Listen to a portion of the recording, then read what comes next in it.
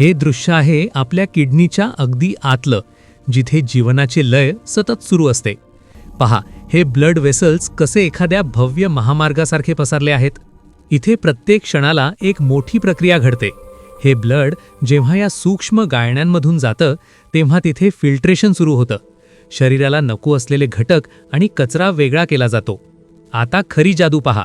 या वळणदार रस्त्यावरून जाताना शरीर हुशारीने महत्त्वाचं पाणी आणि खनिजे परत शोषून घेतं. यालाच रिॲब्झॉर्प्शन म्हणतात. उरलेला हा द्रव हळूहळू घट्ट होत जातो आणि आता त्याचं रूपांतर युरिनमध्ये होत आहे. प्रवासाचा वेग आता वाढतोय.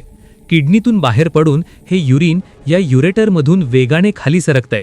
हा रस्ता त्याला त्याच्या अंतिम मुक्कामाकडे घेऊन चालला आहे.